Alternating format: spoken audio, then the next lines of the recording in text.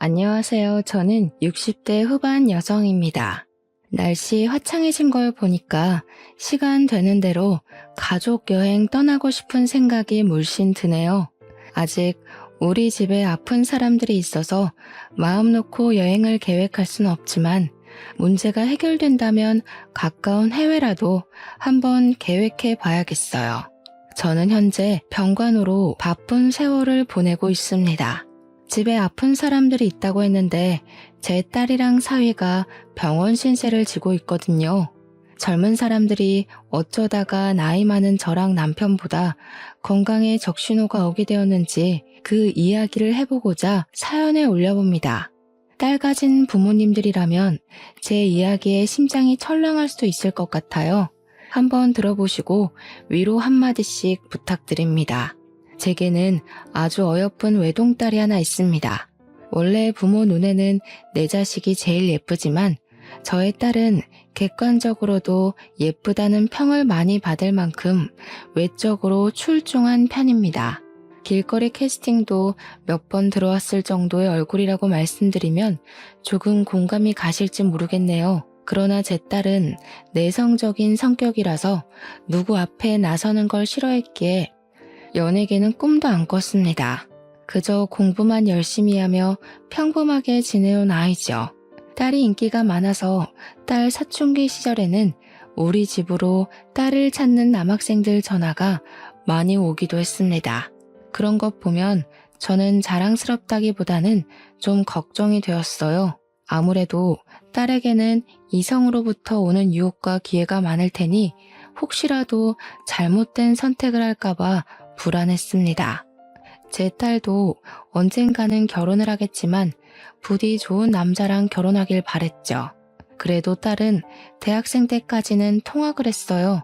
그리고 딸은 취업을 하면서 지방인 고향을 떠나 서울로 상경을 했습니다. 그때 저랑 남편이 함께 걱정을 좀 했었는데요. 딸이 연락을 꼬박꼬박 줘서 그나마 딸의 삶을 존중해 줄 수 있었습니다. 과잉 애정이라고 생각하실 텐데 맞습니다. 저랑 남편도 잘 알고 있어요. 딸아이를 너무 사랑하고 예뻐하다 보니까 저희도 이 오지랖을 조절하기가 힘드네요. 어쨌든 딸은 저희 걱정과 다르게 하루하루 밝게 잘 지냈습니다. 전화할 때마다 목소리가 좋아서 마치 기분 좋은 일이 늘 있는 것처럼 느껴졌죠. 남들은 직장 생활을 하면서 좋은 시절 다 갔다고 얘기를 하곤 하던데 제 딸은 적응을 잘하는 것 같아서 다행이었어요. 그러던 어느 날 유독 딸의 목소리가 조심스러울 때가 있었습니다. 왜 그러나 싶었더니 딸이 결혼할 남자가 있다고 소개해주고 싶다는 말을 하더라고요. 그때 솔직히 좀 많이 놀랐고 이걸 기뻐해야 할지 걱정해야 할지 가늠을 하지 못했습니다. 그저 어떤 사람이냐고만 물었었어요. 그랬더니 딸이 같은 회사에서 일하는 동료라고 하더군요. 결혼을 마음먹게 된 이유는 다름 아닌 임신 때문이라는 충격적인 고백까지 했어요. 미안해 엄마. 근데 나 그 사람 많이 사랑하고 있어. 그래서 임신한 거 후회 안 해. 제발 결혼 허락해줘. 우리 잘 살게. 전화로 그 소리를 들었는데 결혼할 남자가 생겼다는 얘기보다 더 숨이 콱 막히는 기분이었습니다. 결국 저는 걱정되는 마음에 쓴소리가 나가버렸어요. 뭐? 임신? 너 제정신이야? 도대체 서울 가서 무슨 짓을 하고 돌아다녔길래 임신을 해? 그게 얼마나 큰 책임이 따른 일인 줄 알아? 그래서 결혼하겠다고 말하는 거잖아. 우리 같이 아기 책임지기로 했어. 나 오빠랑 결혼하고 싶어. 허락해주면 안 돼? 저도 저지만 이 사실은 남편이 아주 크게 들고 일어났습니다. 제가 일부러 아빠한테는 얘기하지 말라고 엄마가 좋게 좋게 말해보겠다고 해서 엄청 조심스럽게 얘기를 했던 건데도 남편은 우리 딸을 임신시켰다는 그놈한테만 온 신경이 꽂혔습니다. 하지만 어쩌겠어요. 이미 딸이 임신을 했고 둘은 결혼을 하겠다는 마음까지 먹었다는 걸요. 남편은 그놈 낯짝 한번 보자면서 저더러 딸에게 그놈 데려오라 하라고 시키더라고요. 혹시라도 남편이 큰 사달을 낼까봐 걱정이 되었지만 그걸 딸에게 말했더니 오히려 잘 됐다고, 이참에 아빠한테 확실히 소개하고 허락받고 싶다고 결의만 다질 뿐이더군요. 저는 그래도 예의상 그놈의 인사를 받아주었어요. 그런데 남편은 인사도 안 하고 맞이할 생각도 없고 그저 거실 소파에 앉아 그놈을 험악하게 바라보기만 했습니다. 남편에게서 뿜어져 나오는 분위기를 알아서 저는 아무 말도 못했어요. 딸이 제 아빠 눈치를 보면서 그놈을 엄청 칭찬하는 덕에 그나마 정적이 좀 깨졌었네요. 그놈도 눈치가 있는 건지 알아서 분위기를 읽고는 다짜고짜 우리에게 죄송하다고 고개를 숙였습니다. 아버님, 어머님, 정말 죄송합니다. 그런데 저 절대 무책임하게 고은이 돌아설 생각 없어요. 같이 아이 낳고 행복하게 살고 싶습니다. 제발 허락해 주세요. 절대 아버님, 어머님께서 걱정하실 일 만들지 않겠습니다. 걱정할 일? 우리가 걱정할 일이 뭔데? 이미 우리한테 얼굴 보이기도 전에 걱정을 시켰지 않나? 실수도 저지르고 무책임하게 임신까지 시키지 않았냐고. 그런데 무슨 걱정할 일을 안 만들겠다는 거야? 우리가 자네 말을 어떻게 믿어? 남편의 목청은 몇십 년 함께 살아온 저도 가끔씩 벌벌 떨립니다. 그런데 남편을 처음 마주하는 녀석 입장에선 얼마나 더 무서웠겠어요. 그놈은 실제로 무릎을 꿇은 채로 손을 달달 떨고 있었는데 그 모습이 한편으론 안쓰럽기도 했습니다. 그러나 솔직히 아무런 준비 없이 혼전 임신을 저질러 버려서 저도 좋게 봐줄 수가 없었어요. 남편은 특히나 딸을 생각하는 마음이 유별납니다. 그래서 더더욱 그놈의 태도를 더 가볍게 보고 성을 냈어요. 감히 남의 집 귀한 딸내미한테 무슨 짓을 한 거야? 자네가 내 딸을 진심으로 마음에 담고 있었다면 임신시키는 일은 없었어야지. 결국 그놈은 처음부터 우리에게 안 좋은 인식으로 찍혀버렸습니다. 그저 무어라 해명도 못하고 넙죽 엎드리면서 정말 죄송하다는 말만 반복했으며 우리 딸을 진심으로 사랑한다는 증명할 수 없는 말만 늘어놓았어요. 저희는 그놈의 된데미도 모르고 배경도 모르고 그저 딸에게 착하다는 소리 하나만 들었을 뿐입니다.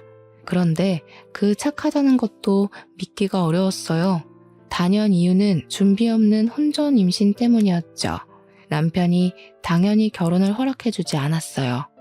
아마 결혼도 안 하고 애부터 덜컥 생긴 딸의 인생을 걱정해서 그랬을 겁니다. 저도 제 남편의 성깔 감당 못합니다. 남편이 거절하자 울면서 사정하는 그놈의 태도가 참 안쓰러웠지만 남편이 완강하게 반대하기도 했고 저 또한 제 딸이 임신을 먼저 해버린 것이 마음에 들지 않아서 끝내 그놈 편을 못 들어줬네요. 딸이란 그놈은 그 뒤로도 몇 번이고 우릴 찾아왔어요. 그때마다 퇴짜 맞기를 반복했죠. 그러다 제가 처음으로 근본 모르는 그놈에게 마음이 살짝 흔들렸던 적이 있었는데요. 딸에게서 그놈의 부모님이 아주 일찍 돌아가시고 없다는 말을 들었을 때였습니다. 그놈이 고아라고 하더라고요.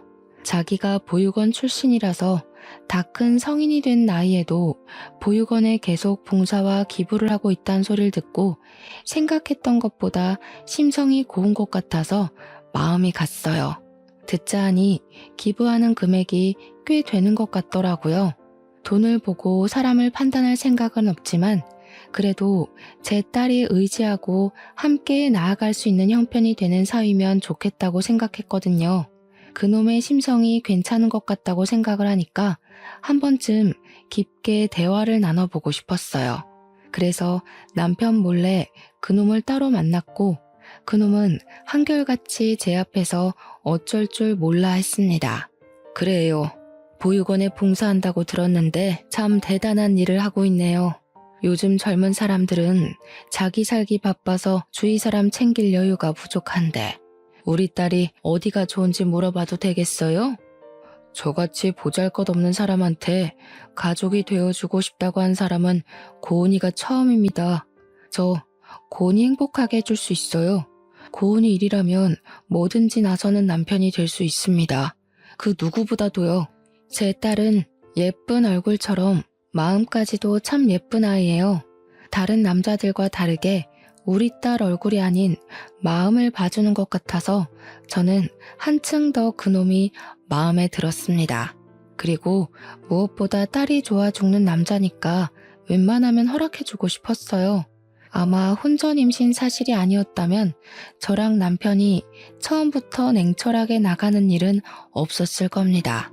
아무튼 저는 그 자리에서 결혼을 허락해 주겠다고 말을 했어요. 그리곤 나는 내 남편 감당 안 되니까 이제 내 남편을 끈질기게 설득해 보라고 했죠. 그랬더니 사위가 된 그놈이 벌떡 일어나 90도로 인사하는데 문득 부모 없이도 참 번듯하게 컸다고 생각했습니다. 하지만 사위의 당찬 포부와는 다르게 남편의 반대는 계속해서 길어졌어요. 남편 때문에 오히려 사위가 아닌 딸이 지쳐가고 있었습니다. 딸은 처음 인사를 나눴을 때보다 배가 더 불러왔는데 남편은 여전히 요지부동이었죠. 저도 남편이 어떤 생각을 하고 있는지 모르겠더라고요.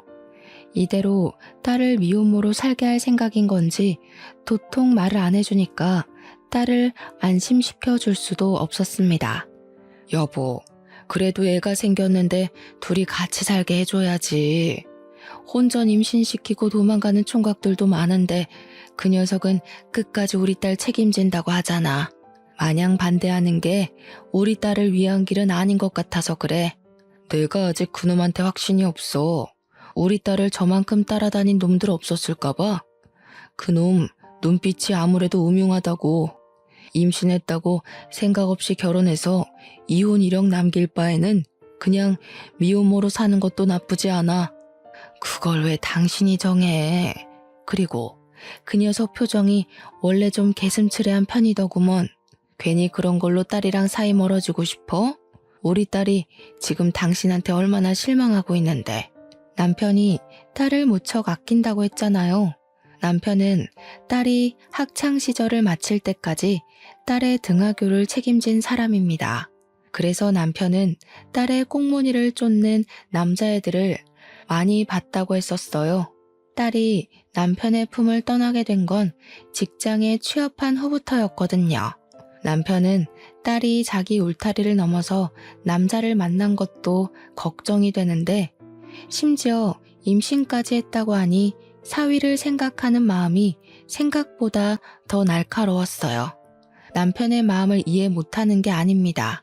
그렇지만 사윗감을 신중하게 고르더라도 가장 중요하게 염두해야 되는 건 딸의 마음 아닌가요? 남편의 의도와는 다르게 딸은 갈수록 제 아빠한테 불만을 품기 시작했어요. 딸이 한 번도 우리에게 반항을 한 적이 없었는데 그날 처음으로 제 아빠한테 성을 냈습니다. 내 인생이잖아.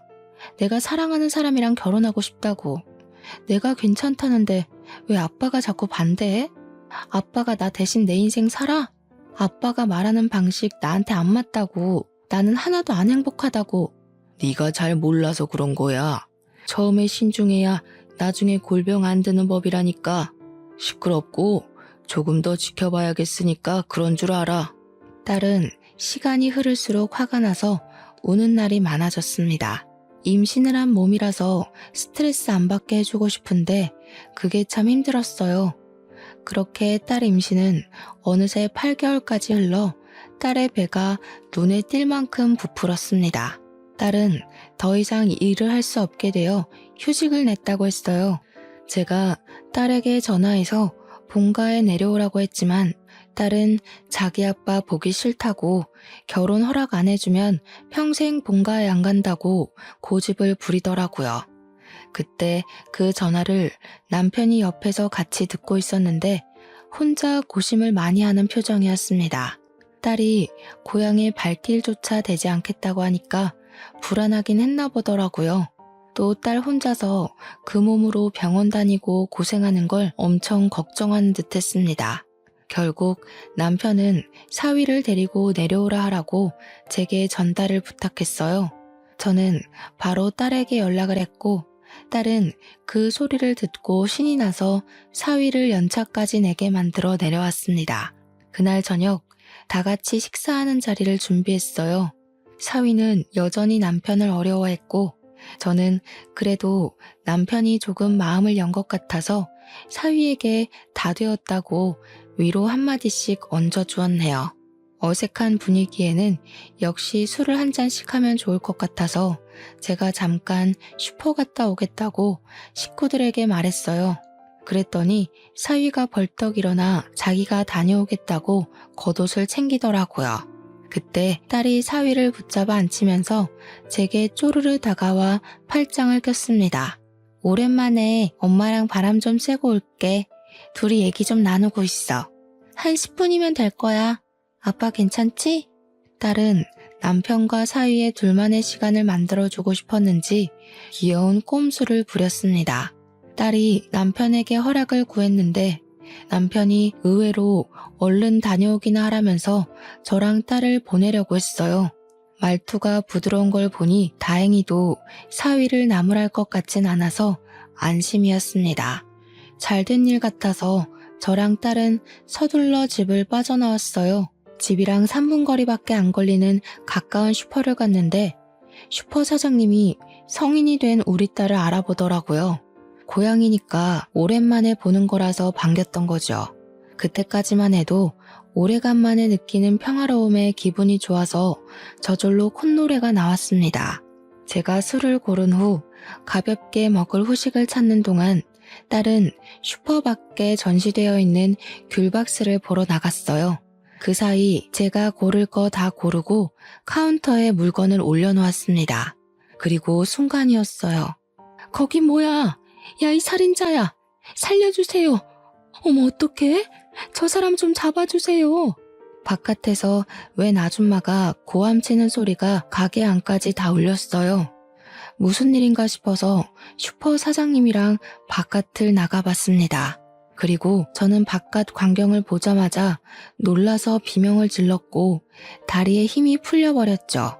차가운 시멘트 바닥 위로 우리 딸이 머리에 피를 흘리면서 쓰러져 있는 겁니다. 저는 얼른 딸에게로 기어가서 울부짖으며 살려달라고 외쳤습니다. 슈퍼 사장님도 놀란 마음을 가다듬고 급하게 119에 신고를 했어요. 고은아, 안 돼.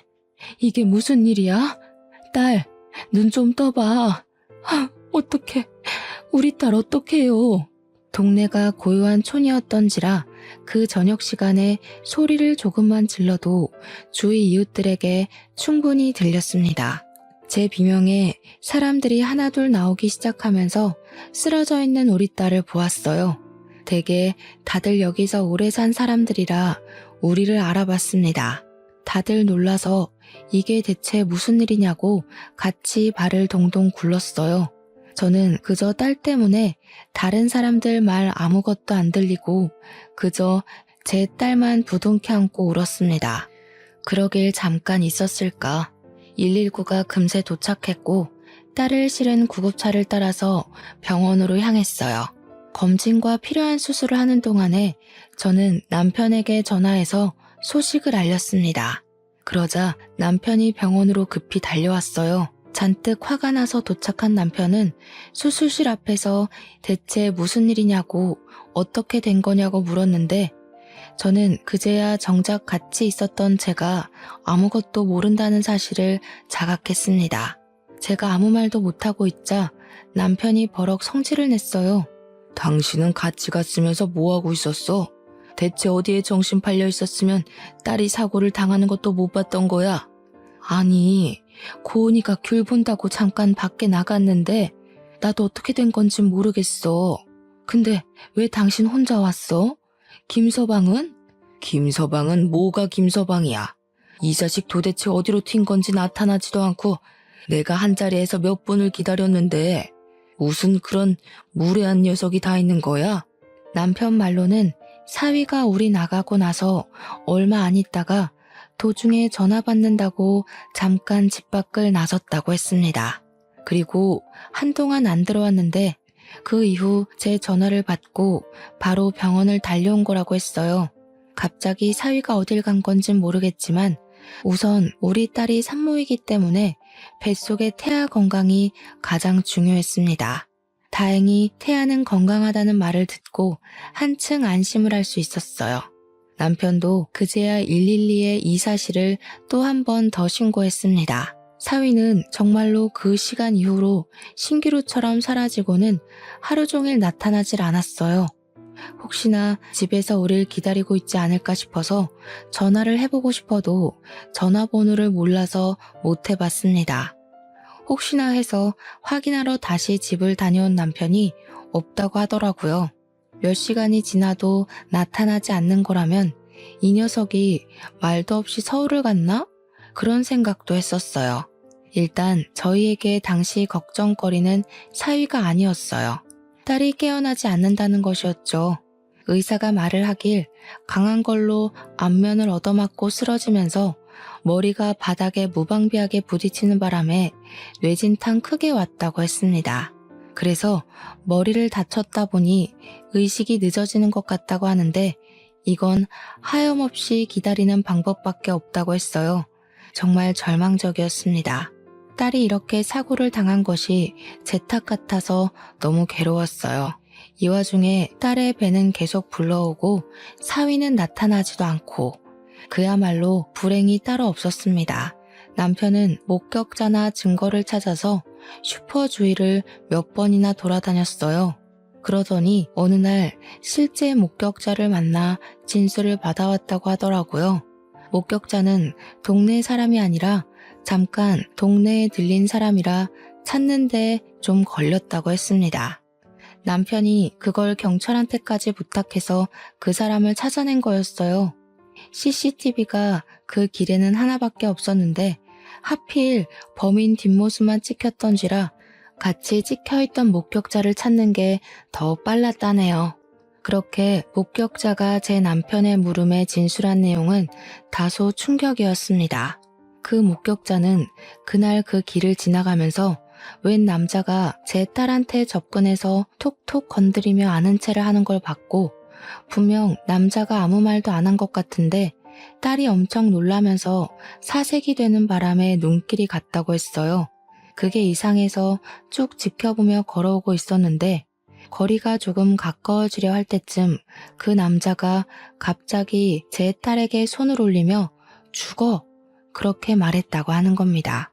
그리곤 말릴 새도 없이 남자가 딸의 안면을 큼직한 주먹으로 강타했고 딸이 그대로 정신 잃고 쓰러지자 그 다음엔 남자가 발을 올려 딸을 걷어차려고 했다며 진술했죠. 그때 목격자가 살인자다 라고 소리친 거래요. 그렇게 하지 않았으면 남자가 정말 제 딸의 배를 분질러 버릴 것 같았다고 하더라고요. 목격자가 그렇게 소리를 지른 덕에 남자는 딸에게 침만 뱉고 그대로 튀었다고 했습니다. 이건 경찰에게도 보고가 된 내용이라네요. 남편은 몇 번이나 들었을 텐데도 목격자가 진술 녹음을 들으면서 마치 처음 듣는 것처럼 화나 있었습니다. 그리곤 얼토당토않은 추측을 제시했어요. 이거 혹시 그놈 아니야? 이놈이 막상 애 생기니까 책임지기 싫어서 이런 짓 꾸민 거 아니냐고. 왜 확실하지도 않은 걸로 사람을 의심하고 그래. 김서방한테도 사정이 다 있겠죠.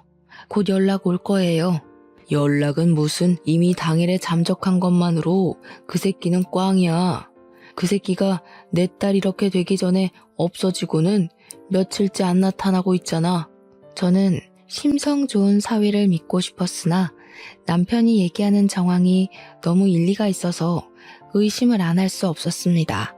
의심을 안 하려면 사위가 나타나서 우리에게 해명을 해줘야 하는데 모습을 코빼기도 안 비추니까 나날이 의심만 커져갔어요. 딸도 안 일어나 사위는 사라져버려 목격자는 그 범인이 젊은 남자라고 해서 저랑 남편은 결국 생각하는 대로 시나리오를 쓸 수밖에 없었죠. 그렇게 한 1년이 지나버렸습니다. 저와 남편의 시간은 딸이 사고 났던 그 시간에 멈춰 있었어요. 딸도 여전히 그 시간에 머물고 있었고 사위 또한 여전히 깜깜무소식이었습니다. 한 가지 변화가 있었다면 그건 바로 손녀의 존재였어요. 지난 1년 과정에서 딸은 의식불명 상태로 출산을 겪는 바람에 대수술을 했었고, 우리 딸 다음으로 염려가 되었던 손녀를 무사히 받을 수 있었습니다. 지옥 같은 1년이 지나오면서 유일하게 설레었던 시간이었네요. 그러나 그 들뜬 마음도 잠시였었죠. 예쁜 손녀가 태어났는데 엄마 아빠의 사랑을 받지 못한다는 게 너무 안타까웠거든요. 저는 손녀 때문에 병원에 오래 있을 수가 없어서 할 수 없이 집에 머무는 시간이 길었고, 남편이 대신 제 딸 옆을 하루 종일 지켜주었습니다. 여전히 저와 남편의 가슴에는 대못이 박혀 있었지만 그나마 손녀 덕분에 숨은 쉴 수 있는 상태로 지냈어요. 그러던 어느 날 제가 손녀 분유를 먹이고 막 재운 시간이었는데 갑자기 현관문이 시끄럽게 두들겨졌습니다. 손녀를 겨우 재웠는데 깰까봐 식겁해서 얼른 인터폰을 들어 확인했어요. 대체 누가 이렇게 무례한 짓을 하는 건지 예민해진 감정을 담아서 욕을 해주려고 했는데요.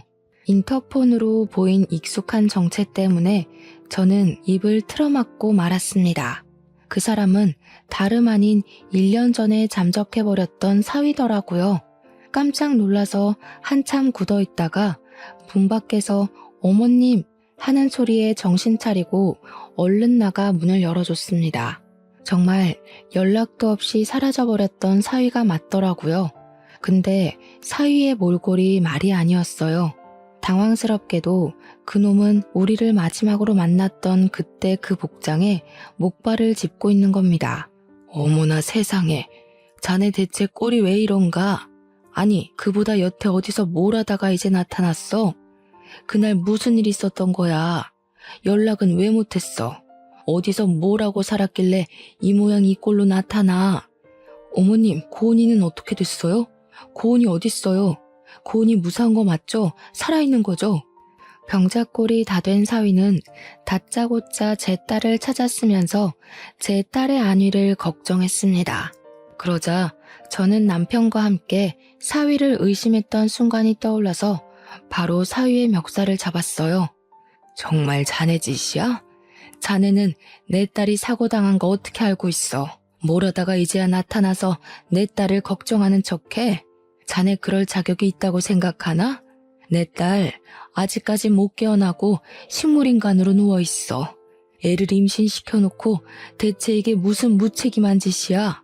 식물인간이 되어 1년째 못 깨어나고 있다는 딸 소식을 듣더니 사위가 갑자기 목발을 쓰러뜨리며 주저앉아 버렸습니다. 그러고는 마치 아이처럼 엉엉 울기 시작했어요. 지금 울고 싶은 사람이 누군데 먼저 선수를 치는 건지. 우리 딸 내팽겨 쳐놓고 사라진 사위가 너무 미웠지만 사위가 목 놓아 우는 모습을 보니 그게 또 거짓 같지는 않아 보여서 헷갈렸습니다. 연기하지 마. 그래봤자 자네가 우리 딸 버리고 잠적했다는 사실은 안 바뀌어. 우리가 걱정 안 하도록 고은이 잘 봐주기로 했잖아. 고은이 행복하게 해준다고 했잖아. 그런데 이게 뭐야? 우리 고은이 책임진다고 얘기해놓고 지킨 게 뭐가 있어? 서럽게 우는 사위의 태도가 혼란스러워서 저도 눈물을 흘렸습니다. 주저앉아 있는 사위를 쥐어잡고 없는 힘을 실어 흔들었어요. 제가 계속 뭐라고 말 좀 해보라고, 아는 게 있으면 빼먹지 말고 다 말해보라고 재촉을 했더니 그제야 사위가 억지로 울음을 진정시키면서 더는 제가 헷갈리지 않을 수 있게 입을 열었습니다.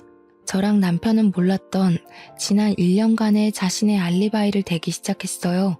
사위 입에서 나오는 사실들은 제 손발이 다 떨리도록 만들었습니다. 사위로 인해서 제 기억은 다시 1년 전으로 돌아갔어요. 그날 사위는 남편이랑 단둘이 처음으로 딸 얘기가 아닌 사적인 대화를 텄다고 합니다. 낚시를 좋아한다는 공통점을 찾아서 그걸로 대화를 나누고 있었는데 느닷없이 회사에서 전화가 왔고 팀장직 자리에 있었던 사위는 급하게 연차를 내고 온 사정이라서 전화 안 받을 수가 없었다고 했어요. 그래서 남편에게 양해 구하고 잠깐 현관 밖으로 나갔다고 했습니다. 우리 집이 주택이라서 현관문을 나오면 마당이 있고 열린 철문이 바로 보이는 구조입니다. 그런데 통화하는 사이 어떤 남자가 우리 집 입구를 지나가면서 자기 쪽을 돌아보는데 사위가 보기엔 모자 밑으로 보이는 얼굴이 낯익었다고 하더라고요. 그리고 그 남자의 정체를 한 5초 뒤에 알아본 사위는 급하게 그 남자 뒤를 쫓아갔다고 했습니다. 그렇게 사위랑 그 남자는 추격전을 하게 되었대요. 둘이서 한참 달리다가 생각 없이 도로로 뛰어드는 바람에 나란히 교통사고가 나버렸다고 하는 겁니다. 그 사고로 크게 다친 사위는 오랫동안 의식을 찾지 못했고 자기 쪽 먼 친척에게 사고 연락이 가는 바람에 의식 없는 채로 서울병원으로 이송되었다고 했어요. 그렇게 병원 신세를 진 지 7개월 만에 눈을 떴는데 몸이 오랜 기간 동안 잠을 잤던지라 근육이 다 죽어버렸고 자리에서 일어나는 데만 몇 개월이 걸렸다고 했어요. 게다가 재활하는 데에 또 몇 개월, 몸을 움직일 수 있게 되자마자 다시 우리 집을 찾아오게 되었다고 했습니다. 사위가 거짓말을 하는 것 같진 않았어요. 사위 하는 말을 들어보니까 제 딸이 그렇게 봉변을 당한 것이 사위가 쫓던 남자 때문일 거라고 그렇게 말을 하더라고요. 범인을 못 찾고 있던 과정에서 사위가 해준 말은 범인을 잡을 수 있는 희망과도 같은 발언이었습니다. 그래서 사위 말을 더 믿고 싶었어요. 그럼 내 딸 그렇게 만든 놈을 자네가 알고 있다는 거야? 그 놈이 누구야? 누군데 감히 내 딸한테 그런 짓을 해? 자네랑 깊은 사이인 거야? 얼굴 보니까 기억나더라고요. 고은이도 아는 사람이에요. 저랑 고은이 대학교 때부터 만났잖아요. 아마 고은이가 부모님 걱정한다고 말 안 했을 거예요. 그때부터 고은이를 지독하게 쫓아다녔던 남학생이 하나 있는데요. 그러니까 사위가 하는 말은 이랬습니다. 그 남학생이 제 딸한테 흑심을 품고 계속 쫓아다니며 스토킹을 했다고 하는 거 아니겠습니까? 딸이 대학교는 통학을 했는데 그 남학생이 우리 딸 동네까지 쫓아오면서 스토커 짓을 했대요. 딸이 학교를 졸업할 때까지 그렇게 시달리도록 했다는데 취업을 서울로 하면서부터는 그 스토킹이 끊겼다고 했습니다. 그런데 오랜만에 내 딸이 고향을 돌아오자 여전히 고향에 머물고 있던 그 범인이 딸을 보게 된 거고 배가 불러있는 딸을 보고는 울컥해서 팼을 거라는 것이 사위의 추측입니다. 심지어 그 범인은 학교 다닐 적에 사위가 남자친구인 걸 알고 사위도 때린 적 있다고 했어요. 사위는 제 딸을 그놈으로부터 지키려고 항시 대기하고 연락하고 붙어 다녔다더군요. 그런 줄도 모르고 저랑 남편은 사위를 범인 취급하면서 쌍욕을 한 거였어요. 문득 미안했습니다. 그런 일이 있었으면 진작에 말을 하지 그랬어. 나는 진짜 몰랐네. 미안하다. 엄한 사람 붙잡고 원망하기만 했는데 자네 볼 면목이 없어. 아니에요, 어머님. 그런 말씀하지 마세요. 제가 판단을 제대로 못했어요. 고은이가 말하지 말라고 했어도 이런 위험한 사실은 미리 말씀드렸어야 했는데 저야말로 두 분께 너무 죄송합니다. 저는 그제야 몸 아픈 사위를 살피면서 손을 꼭 잡아주었어요. 그리곤 그 범인에 대해서 더 물었습니다. 사위 말로는 그 범인이 가정이 있다고 하더라고요. 와이프도 있고 자식 하나 있는데요. 그런데도 제 딸을 잊지 못해서 그 짓을 벌인 것 같다고 합니다. 어떻게 가정이 있는 가장이 그런 짓을 벌일 수가 있는지 그저 속상하기만 했어요. 제가 몰랐던 이 모든 사실들은 제 혼란을 한꺼번에 잡아먹을 만큼 충격적이었습니다. 다른 건 일단 모르겠고 그래서 그 범인이 지금 어디 있는지가 중요했어요. 저는 사위놈에게 당장 그놈의 낯짝을 저한테 보여달라고 부탁했습니다. 알아봤는데 그때 저랑 같이 교통사고 나서 즉사했다고 하더라고요. 꼭 죗값 받게 해주고 싶었는데 죽어버리는 바람에 못하게 돼버려서 정말 죄송해요. 저도 그놈 잡아서 면상 한 대라도 더 쳐주고 싶었는데 제 딸 그렇게 만든 놈 만나기만 하면 꼭 똑같이 해주고 싶었는데 죽어버렸다니 그것 또한 당황스러운 소식이었습니다. 사위 말대로 지독하게 고통스러운 죗값을 받게 해주지 못해 아쉬웠습니다. 어쨌든 사위가 나쁜 놈이 아니라는 건 일단 다행이었어요. 우리 딸애가 손녀를 낳았는데 애아빠 되는 사람이 형편없는 사람이면 얼마나 더 속상한 일이겠습니까? 불운에 불운이 더해지지 않아서 그 부분은 안심이 되었어요. 저는 일단 사위를 부축해 집 안으로 데리고 들어왔어요. 그리곤 사위 또한 손꼽아 기다렸을 손녀를 사위에게 보여주었습니다. 그러자 사위는 겨우 그친 눈물을 다시 흘리면서 조심히 자고 있는 손녀의 손을 잡았어요. 아기를 방금 재우긴 했지만 그래도 아빠의 품에 안겨줘야 할 것 같아서 제가 손녀를 들어 손수 사위 품에 안겨주었습니다. 아이가 부서질까봐 제대로 만지지도 못하고 있던 사위는 그제야 자기 딸을 마음껏 안아봤어요. 또 엉엉 소리내어 울기 시작했습니다. 이름은 자네랑 딸 생각해서 아직 못 지었어. 너희들이 태명으로 부르던 이름을 대신 부르고 있었다. 이제 아빠가 왔으니 우리 손녀도 이름이 생겨서 좋겠네. 우리 딸도 꼭 깨어날 거야. 자기 새끼를 이렇게 두고 그냥 가래 아니니까. 그렇겠지? 그럼요. 고은이 그렇게 물은 아이 아닌 거 저도 잘 압니다. 감사합니다, 어머님. 어머님이랑 아버님 덕분에 제가 너무 큰 빚을 졌네요. 평생 효도하면서 살겠습니다. 사위는 끊임없이 죄송하다는 말을 연신하면서 오열했어요. 저는 그런 사위에게 혼자 마음고생 많이 했다고 달래주면서 그간 사위를 원망했던 마음을 싹 지워버렸습니다. 그리고 그런 사위를 데리고 제 딸에게 향했어요. 차에서 병원 가는 길에 이미 남편에게 다 설명을 한 상태라 남편도 딱히 사위를 나무라지 않았습니다. 내가 오해했던 부분에 대해선 다 사과를 하지. 그저 딸한테 눈 멀어서 앞뒤 분간 못했던 늙은이 히스테리였다고 생각해주게. 그동안 나 없는 곳에서 우리 딸 지키느라 고생 많았어. 고마워.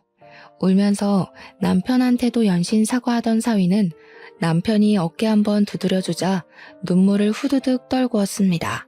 그리고 남편이 열어주는 병실 문 안으로 들어섰어요. 사위는 누워있는 제 딸을 보면서 목발도 제대로 못 짚고 다가가 의자에 주저앉습니다. 내가 같이 갔어야 하는 건데 나 때문에 내가 지켜주지 못해서 이렇게 됐어. 미안해 고은아. 오빠가 이제야 와서 너무 미안해. 사위는 딸 손을 잡고 하염없이 흐느꼈습니다. 남편과 저는 그런 사위를 방해할 수 없어서 잠깐 자리를 피해 주었어요. 다행히 남편은 사위에 대한 오해가 다 풀렸고 사위를 향해 마음을 정말 열었습니다. 사위는 일을 그만뒀다고 그 이후부터 딸 곁에서 생활하면서 필요한 치료를 받았어요. 그래서 저랑 남편은 사위를 믿고 집에서 잠을 잤습니다. 제가 병원을 가면 사위는 그때만 한 번씩 손녀를 안아봤어요. 그렇게 3년이 더 흘렀지만 제 딸은 여전히 깨어나지 못했습니다. 그런데도 사위는 전혀 지치지 않았어요. 손녀에게 제 딸더러 늘 엄마라고 가르쳤고 하루에 한 번씩 손녀가 딸의 손을 잡을 수 있도록 해줬습니다. 그러다 보니 손녀는 엄마를 엄마라고 아빠를 아빠라고 부를 수 있을 만큼 컸어요. 그래도 손녀가 있으니까 저희 식구 모두가 지치지 않고 딸을 기다릴 수 있었습니다. 손녀는 기특하게도 제 딸이 엄마라는 걸 알아서 그런지 엄마 하면서 고사리 같은 손으로 딸 발을 마사지 해줍니다. 어눌한 발음으로 엄마 일어나 하는데 그때마다 얼마나 가슴이 아린지 몰라요. 우리 딸이 자기 자식의 목소리를 알아듣고 있었으면 좋겠다는 생각을 하면서 애써 마음을 달래면서 지냈네요. 그리고 저희에게 기적 같았던 그날도 평소와 같은 날씨에 같은 분위기였습니다. 사위가 물 한 잔만 달라고 부탁하길래 자리에서 일어나 컵에 물을 따르던 순간이었어요. 갑자기 사위가 고은아 하면서 목청을 높이는 바람에 놀라서 돌아봤거든요. 사위가 딸의 얼굴을 살피고 있었고 손녀도 제 딸 발을 꼭 쥔 채로 제 딸 얼굴만 멀거니 보고 있더라고요. 그래서 저도 얼른 다가가 딸 얼굴을 쳐다봤죠. 정말 미세하게 딸의 안면 근육이 움직이고 있더라고요. 저 너무 놀라서 바닥에 물을 엎질렀어요.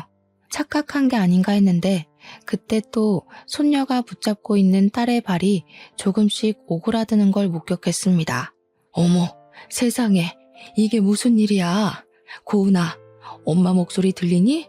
아이고, 김서방, 나 의사 좀 불러올게. 우리 딸 좀 봐줘. 저는 황급히 병실을 튀어나가서 의사를 불렀습니다. 의사 또한 서둘러 저희 병실을 찾아와 딸의 상태를 살폈어요. 놀랍게도 의식이 돌아왔다고 하는 겁니다. 의사한테서 확답을 듣는데 정말 다리에 힘이 풀려서 몸을 지탱하기가 힘들었어요.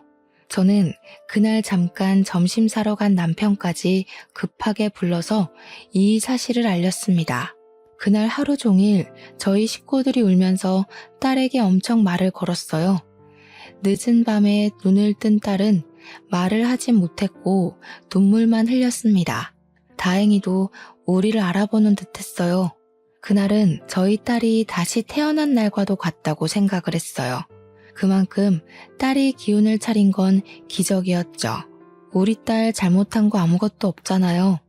잘못 없이 이렇게 생을 보낼 순 없는 거잖아요.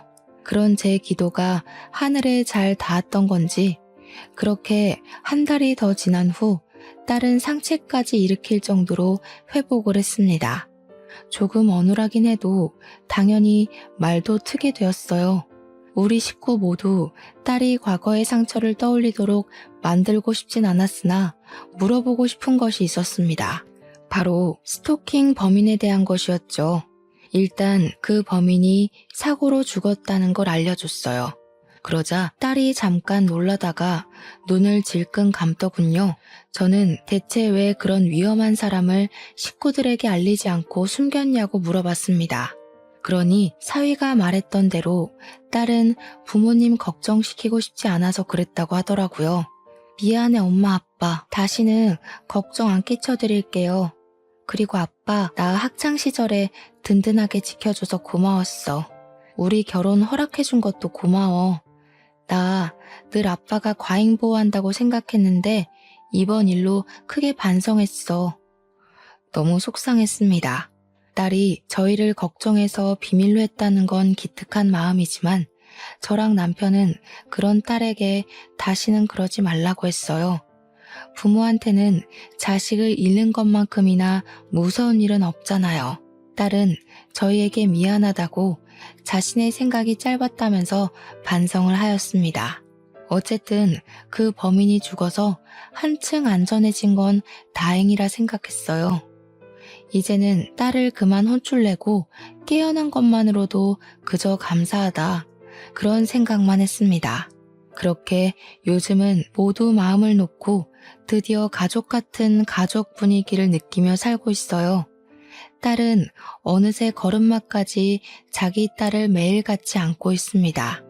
자고 일어나면 저랑 손녀가 병원 오기만을 기다리고 있어요. 얼마나 전화를 하면서 빨리 와달라고 재촉하는지 모릅니다. 전혀 귀찮지 않아요. 행복합니다. 제 딸의 지저귀는 목소리를 다시 들을 수 있어서 기쁘고 매일 볼 수 있어서 감격스럽습니다. 제 인생의 모든 복을 다 끌어다 썼다 해도 전혀 아깝지 않고 앞으로도 계속 아깝지 않을 테니 부디 제 딸이 끝까지 기운을 내서 건강을 회복하길 바랄 뿐이에요. 사위는 딸보다 회복이 더 빨라서 이젠 목발을 짚지 않고도 잘 걸어 다닙니다.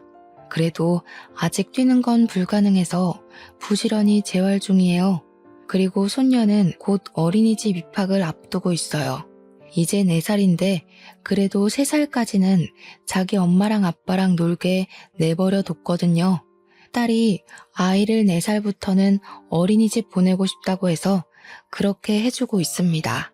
손녀가 하원을 할 때면 제 엄마랑 아빠 만나느라 병원 앞에서 내리겠지만 얼른 딸이랑 사위가 몸을 완전히 회복해서 손녀랑 같이 집에서 만나는 날이 오길 바랄 뿐입니다.